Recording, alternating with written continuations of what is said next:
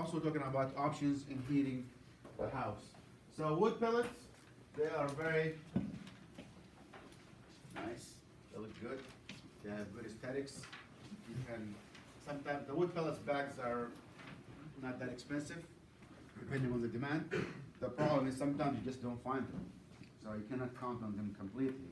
But I know some houses that are completely heated using a wood stove. So this simple wood stove has a convection fan in it. So it does use radiation from the heat coming from the stove itself, and also has a small fan that uses forced convection. Whenever there's a fan, there's always forced convection.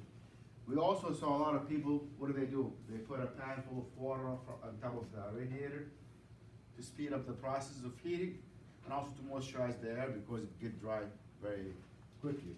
So wood stove, I've seen that. Again, you fill the wood stove with pellets, they're very smooth, and we burn them in a manner that it will be completely combustion, so you get all the heat you can out of that.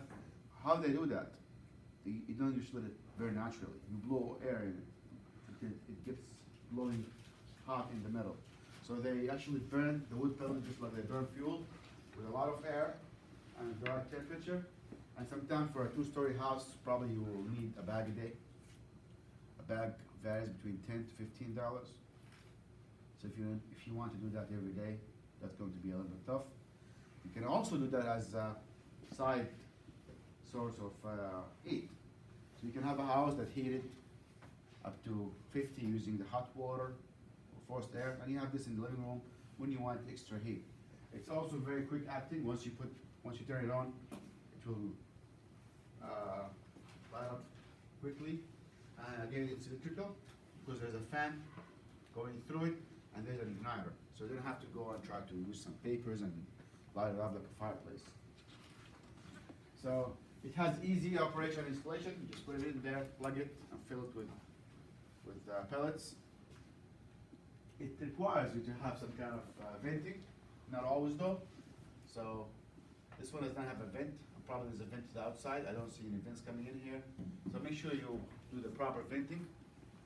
It's on demand heat. It's not connected to a thermostat, so there's a thermostat in it, either on or off. You want it high or low. It's economical, renewable fuel. Pellets are renewable because they are wood, and they use sawdust, a byproduct of wood, large appliances or construction wood. So they collect that sawdust, they put it with some kind of combustible material, and they make it into pellets. It's a very excellent source for backup heat. Like if you have a house in a far area and there's no reliable sources of fuel all the time, it's good to have a wood stove with you as a backup. They can run independently without electricity. Some models can do that. It's portable. Depending on the size, some of them are small. You can move them from one room to another. So they are good for like a garage or a basement or a living room. It's great for annexed areas of buildings, like garage or basement. So if you have a place that has a new area, you can put a wood stove there. People like the aesthetics of it.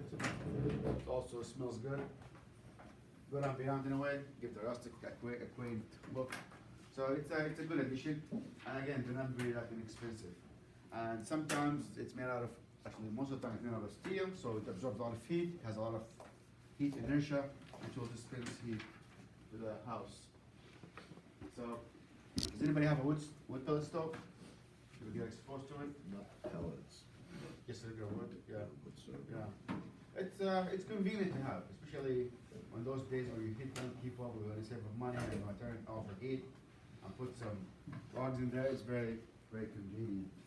And those wood pellets, huh? I like it because you don't hear the boiler come on. That's true. You don't hear anything come on. It's kind of nice. So again, it's a personal preference. You don't want to hear the boiler, you want to hear the air, you want to hear the water going on, you don't want the steam, and it's very, I don't know, something with like men and fire. Fire is really good. Humans love fire. It's just like in us.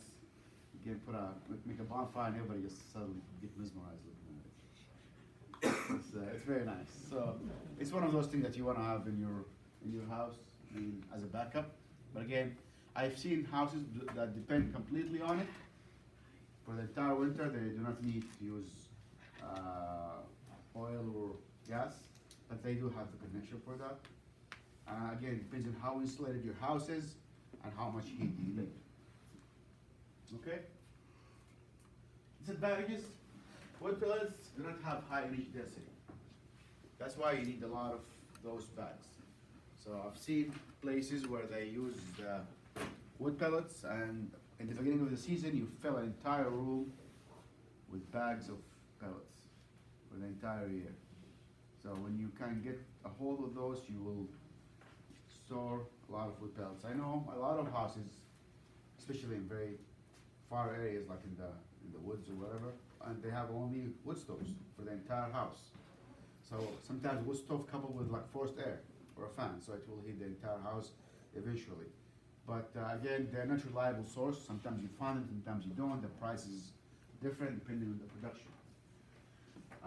Again, you get an uneven heated space depending on where you put it. One area is going to be hotter than the other, and eventually it will even out. And they are very ideal in a house that's completely insulated. Because if you have an area losing a lot of heat, it's going to be almost impossible to heat that area. The living room is going to be very hot, and the heat will rise, and you keep opening. So I saw also another design where it was very interesting. The wood stove is in the living room, and there are holes in the corners of the first floor so the air will ventilate quickly to the second floor. So there are some finesse to the design of using wood pellets, and people have been doing that for ages before the invention of electricity and having oil and gas. It's not sustainable source in some regions. In the Northeast, it's very sustainable. There's a lot of wood products here, and again, it's a good way to use waste wood products. Pellets has to be manually loaded into the stove. Of course, if there is no wood pellets, there's a sensor that will shut off the feed. But usually they are gravity fed, and they're very small, and they fall slowly into where they're supposed to be burned. So it's designed to be less, how can I say that? With less interaction. You just put the pellets, you set the temperature, and it should work by itself. Gas burner. Any question about wood or wood pellets or wood stoves?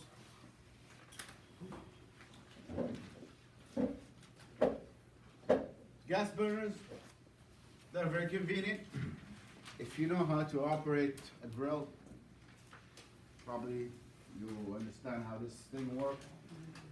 If you look at some of those models, you have a gas line coming from the city or a tank outside. Again, as a HVAC technician, you're not allowed to touch any of the piping. It's high responsibility. They want somebody who is certified and licensed to do the piping for gas. And you can do the connections inside, the igniters, but the valve, anything has to do with the gas line has to be done by the certified plumber for gas. These jets, they have an inducer fan that pushes the gas along with some air, and it will heat inside the chamber over here. So this is a Goodman model where you have the gas line coming from the side, and on top of it comes the air handling unit. So gas has advantages. Again, gas burns cleaner than oil, and because again it's gas, oil you have to atomize it. That's some of the advantages. It turn on quickly. Again, because it's gas, only a spark will come up. Prices, you cannot say it's cheaper because it does fluctuate, and also you have to compare apples to apples. If I'm going to compare gas, I'm going to compare to how much heat I'm getting out of it compared to the gas supply. So usually the power company, they charge you per therm, or sometimes cubic foot, or sometimes by gallons. It depends on how they want to quantify that gas. And we also said gas, unlike liquid, is compressible. So you don't know how much did you actually get in there. So it's very, very difficult to gauge how much gas you use. So you just go and pay whatever they give you. There's a meter in there that calculates the cubic feet, but you don't know what blend are you getting. Am I getting just ethanol? I'm getting butane. What am I getting? So you don't really know for sure, but they have standards for that. So it has simple operation, easy burner installation, not much to it. It's just like installing a stove or a grill. The cost of gas is relatively low. That is also questionable, you know. In general, it's lower than in oil.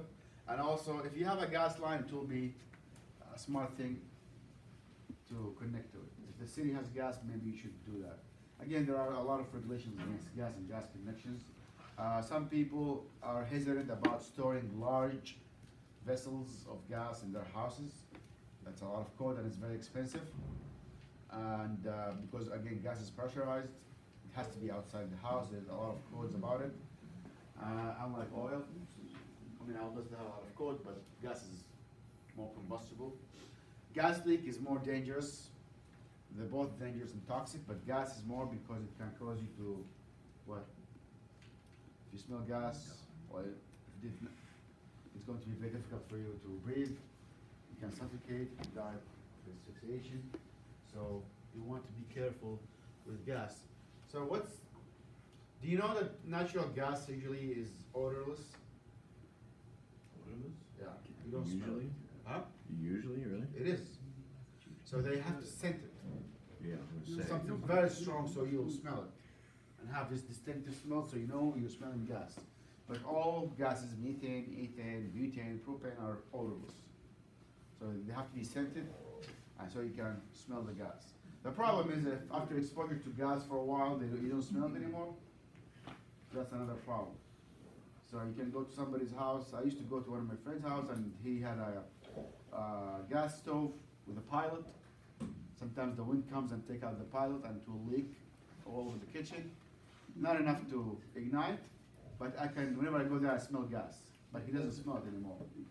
Yeah. The pilot light goes out, shouldn't it shut off the gas valve? Yeah, but it will leak a little bit. Oh, I think I had an old model stove, Oh. so it will stay on the whole time. They don't do that anymore with the pilot, but I think it's very wasteful, because you have a pilot 24/7 on. That doesn't make sense at all. And he had to go out with a match and light the pilot. So, yeah, you gotta think about that. That's what, I think it's a bad idea to have a gas stove in your house in general. I mean, doing the math and using electrical stove is way much better. Some people are very into cooking with gas. For some reason, they feel it's much better. But if you weigh the safety and the cost, I think it's better to use electrical coil than to use gas. For that reason, because it's in your living space, it's in your kitchen. If it leaks, you do not know, and again, it's very fatal. Gas have very good burning, the least amount of soot you can have. So the cleaning is less frequent. Meanwhile, with oil, you have to do cleaning every year, because every time it comes up, there is some little amount of smoke that comes over time. Gas does not have a lot of contamination, meaning sulfur or other additives. So it's kind of have the advantages. Disadvantages: it's a very critical storage system. If you have to store it in your house, if you don't have a gas line, that's a lot of work and a lot of cost to install gas in your house. And the lines for the gas and the tank itself is going to be outside, which makes it susceptible to mechanical abuse and from wind, materials falling on it, etc. So you have to be always monitoring that. Frequent costly delivery if not connected to gas city line. So once you run out of tank, some specialized truck can come all the way to your house and do a lot of procedure to hook up the gas and fill it up. It has, again, less energy density than fuel oil. That's for sure. We said the heavier the oil, the more energy density you have.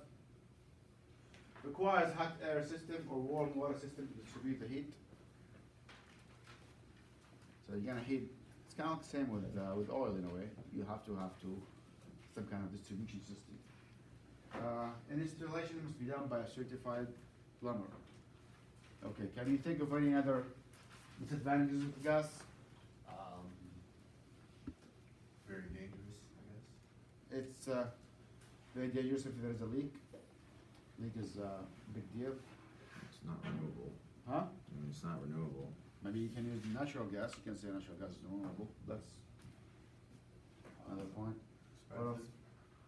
Expensive. Yeah, that, Like maintain. yeah, that's true. It depends, especially if you have to connect to the outside. Every year, the gas company has to come and inspect your gas lines for leaks. It is pressurized, so that's another issue.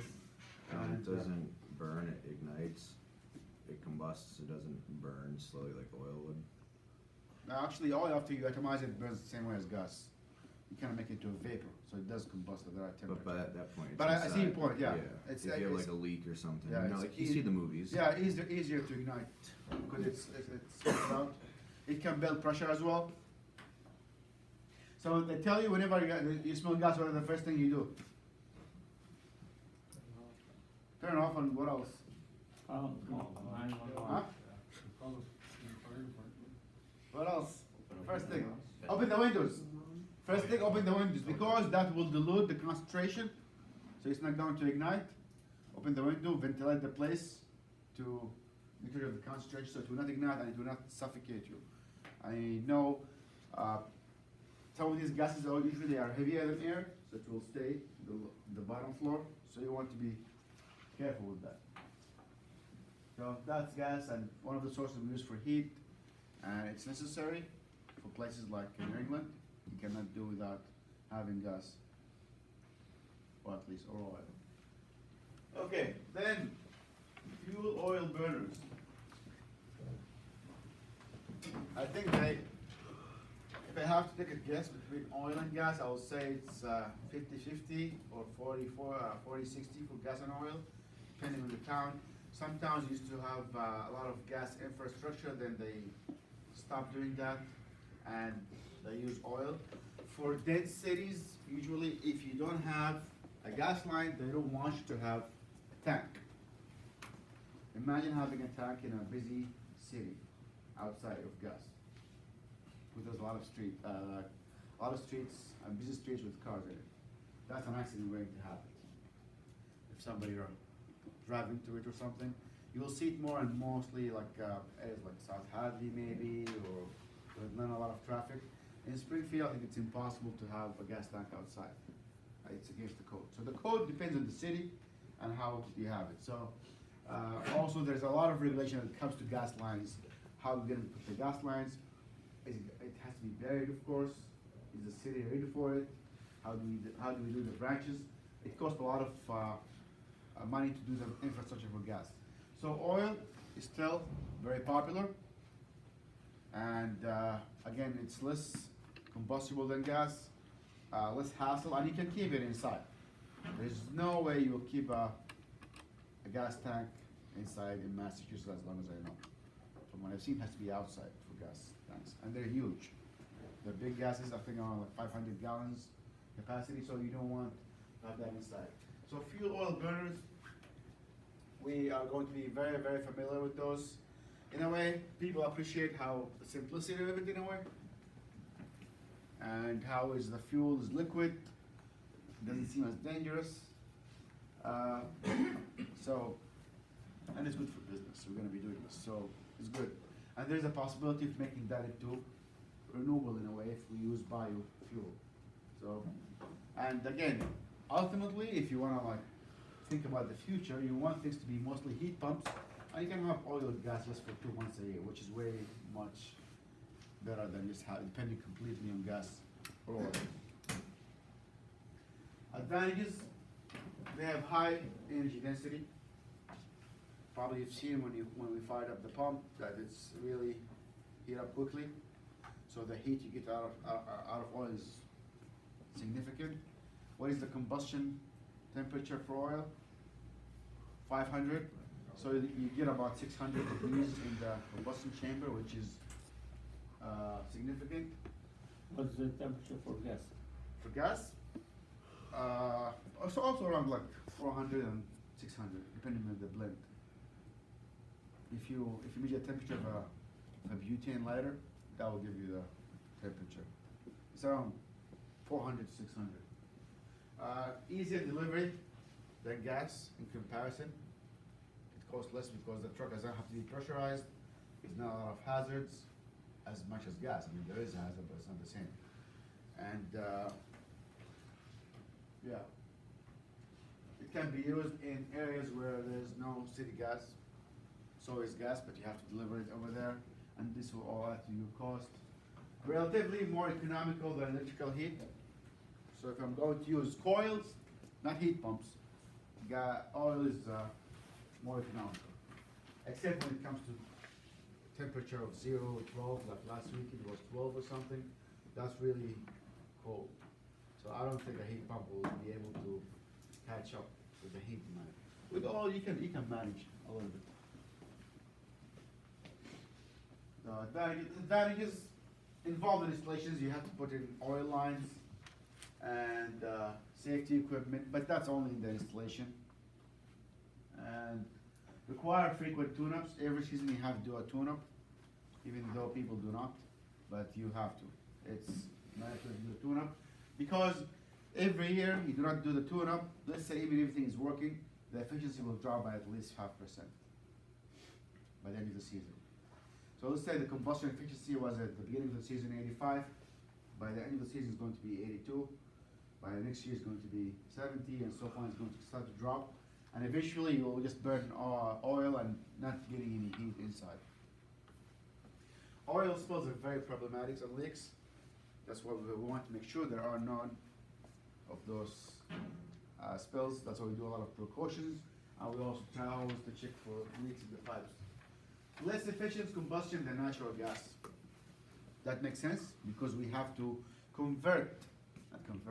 break down the oil into small droplets to be able to burn it. I mean, if you try to burn oil by itself, it will take you a while with a match or a lighter to light oil. It's too thick, right? Yeah, it's thick and it's tough to ignite. You have to heat it. We say, what is the flash point? 100. Yeah. So you have to heat it to 100 degrees before it starts to flash, then you can burn it.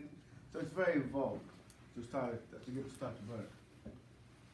And usually you have more problems starting up the burner after a cold day when it has been off for a while. How many tries do we get before we go on safety? 3. So ideally it should start right away. If not, it will start second back. But these are some of the advantages. The concept of efficiency again, just to repeat, output over input, and how do we compare, what are we comparing things to? Okay? So, eventually when you go and try to do your heat loss and you try to put a system and you try to sell out some kind of system, you should just lay out the fact. It's how much you're gonna get out of that system is how much it's going to cost you.